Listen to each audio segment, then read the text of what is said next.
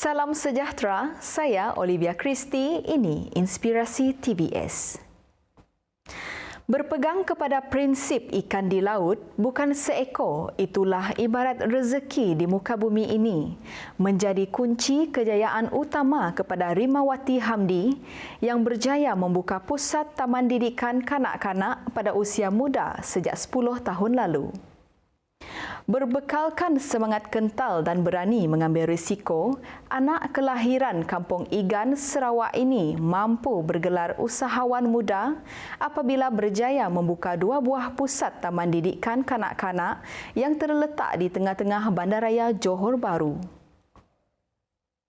Taman didikan kanak-kanak yang dikenali sebagai Tadika Bintang Baru Ceria itu diusahakan bersama rakan kongsi yang terletak di Taman Sierra Perdana Masai Johor. Menurut ibu kepada 3 orang anak ini, pengalaman mengajar di tadika dan prasekolah swasta ketika berada di Sibu Sarawak 30 tahun lalu sebelum berpindah ke Johor Bahru bersama suami menjadi pembakar semangat untuknya membuka sendiri taman didikan kanak-kanak itu. Pada asalnya memang minat saya untuk menjadi seorang cikgu. Cikgu sekolah rendah, cikgu sekolah menengah. Tetapi nampaknya rezeki saya bukan ke situ. Saya pergi selepas tu saya mengajar di sekolah di tadika, sebuah tadika swasta di Sibu. Bermula daripada situ saya mengenal macam mana psikologi budak-budak dengan pergi kursus yang diajarkan oleh Pendidikan Malaysia. Saya pergi dan daripada situlah, walaupun kita tak jadi seperti yang kita cita-citakan, tetapi sebagai seorang pendidik kepada tadika pun, kita pun diiktiraf sebagai cikgu juga. Menurut Rimawati atau lebih popular disapa Teacher Rima oleh anak muridnya, beliau tidak membuat sebarang pinjaman bank untuk merealisasikan impiannya membuka taman didikan kanak-kanak itu, tetapi hanya menggunakan modal simpanannya sendiri selain turut mendapat geran dari Kementerian Pendidikan Malaysia. Untuk saya tubuhkan tadika ni lebih kurang dalam 60 lebih ribu. Pada masa tu saya pun sebab anak-anak yang ada dekat tadika saya mencukupi kelayakan untuk saya mendapat geran daripada kerajaan, daripada pendidikan. Saya dekat situ saya dapat geran 20,000 daripada Pendidikan Malaysia. Luahnya ahli keluarga, terutama suami yang merupakan seorang anggota polis, merupakan kekuatannya dalam menghadapi segala cabaran dan kepayahan. Kini, Teacher Rima mampu menarik nafas lega dan berbangga dengan usaha gigihnya kerana sudah mempunyai 10 tenaga pengajar untuk mengendalikan kira-kira 70 orang murid di taman didikan berkenaan. Katanya lagi, meskipun agak terkesan dengan pandemik yang melanda negara, namun ia bukanlah alasan untuk melemahkan semangatnya. Sebaliknya, usaha yang lebih inovatif dan kreatif perlu diterjemahkan dalam memastikan kelangsungan pembelajaran awal kanak-kanak. Ibu bapa pun diorang bekerja online pun menggunakan telefon juga. So kita buat satu pendekatan, kita ambil video. Macam saya ambil video saya. Hari ini kanak-kanak tersebut belajar mengenai anggota badan. Saya akan buat satu video belajar mengenai anggota badan.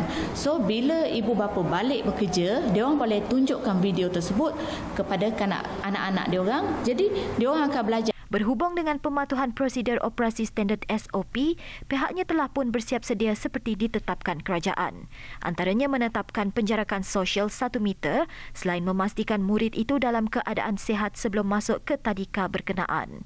Ditanya pula tentang perancangan masa depannya, Teacher Rima berkata beliau bercita-cita untuk membuka lebih banyak cawangan tadika jika berpeluang, termasuk modal mencukupi untuk berbuat demikian. Bermula dengan minat menghasilkan lukisan kartun sejak dari bangku sekolah lagi, secara tidak langsung mencungkil bakat Marzuki Jamilah dalam menghasilkan karya seni 3D. Lebih istimewa, karya seni 3D buatannya berasaskan barang-barang terpakai. Marzuki Jamilah yang bekerja sebagai kerani di sebuah institut pengajian awam adalah seorang yang tidak mudah berputus asa dan bersemangat besar dalam menghasilkan karya seni, khususnya seni 3D. Antara karya yang dihasilkan adalah tulisan khat, pemandangan dan sebagainya. Ya, lebih mikir kelainan kerana macam contoh apabila kami nangga khat lah, belum ada formulah 3D, jadi kami fikir apa yang kami dapat pola 3D kami buat je lah. Selagi contoh view bangunan, apa-apa je yang dapat di 3D. Kebanyakan barang kami tu barang yang terpakai, tapi sebelum penggunaannya kami kaji dulu lah kesesuaiannya, ketahanannya. Cemialah lebih kurang kami banyak pakai bahan terpakai. Tambah Marzuki, dia telah berkecimpung selama hampir 30 tahun dalam dunia seni dan bakat itu mula digilap pada awal 90-an melalui pelbagai pertandingan yang disertainya. Pertandingan mula kami menang pertandingan melukis kartun peringkat negeri Sarawak, anjuran Dewan Bahasa dan Pustaka. Tak salah kami tahun 96 lah dapat tempat kedua. Kayak lepas adalah juga menang lainnya macam pertandingan craft. Yang baru tu menang cat lah, pertandingan lukis kucing yang baru tu lah. Bercerita lanjut, Marzuki mengakui terdapat pelbagai cabaran yang perlu ditempuh sebagai anak seni, namun kesukaran itu berbaloi apabila karya-karyanya terjual. Untuk menghasilkan karya tu, cabaran satu mesti kebuntuan idea. Kayak pemasaran. Macam peringkat kami untuk belum ada lagi wang tengah tukang jual. Belum ada. Ya, harap kita pun aja dengan engkau dalam media-media dan wang akan kontak kita setakat tu cara cemialah. Menjadikan Muhammad Yusuf Ismail atau lebih dikenali Pak Yusof Gajah sebagai idola dalam penghasilan karya seni, Marzuki telah banyak menimba ilmu dan sering mendapat dorongan dalam menghasilkan sesuatu karya. Menurutnya, Pak Yusof Gajah banyak membantu dan mendidiknya untuk bergelar anak seni.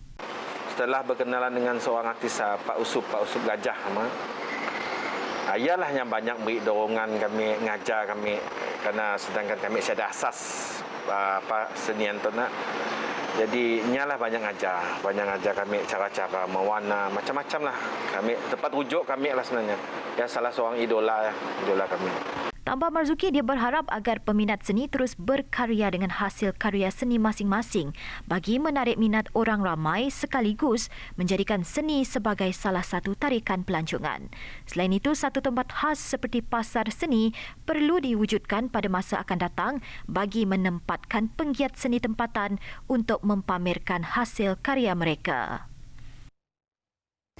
Bak kata pepatah diibaratkan sebagai condong ditumil, lemah dianduh.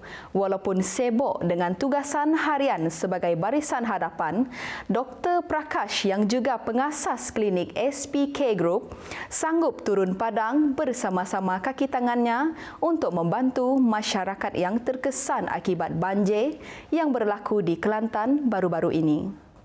Sebelum ini, kisah Dr. Prakash pernah mendapat perhatian apabila turut menghulurkan bantuan kepada mangsa banjir di Hulu Langat dan Shah Alam, Selangor. Misi tersebut bukan sahaja memberi bantuan dari segi keperluan harian, malah pasukan ini turut menyediakan keperluan ubat-ubatan. Sekarang kita berada di kawasan Tumpat. Kita sedang cuba tolong masyarakat tempatan banyak boleh. Keadaannya memang teruk dan kita harap mereka sihat. Misi bantuan tersebut disertai 15 kaki tangan bahagian perubatan SP Care Clinic di Selangor. Sebanyak 3 buah kenderaan pacuan 4 roda digunakan bagi misi bantuan yang syarat dengan barangan bantuan keperluan harian dan ubat-ubatan. Misi bantuan ini bertujuan untuk meringankan beban mangsa yang terlibat dengan banjir serta memberikan nasihat perubatan bagi mangsa yang terperangkap di kawasan banjir. Dalam misi ini, Dr. Prakash turut memberikan konsultasi penjagaan pantang semasa musim musim banjir kerana seorang ibu yang baru bersalin bersama anak beliau yang berusia 3 hari. Dr. Prakash sebelum ini turut membantu mangsa-mangsa banjir di Hulu Langat dan Shah Alam Selangor.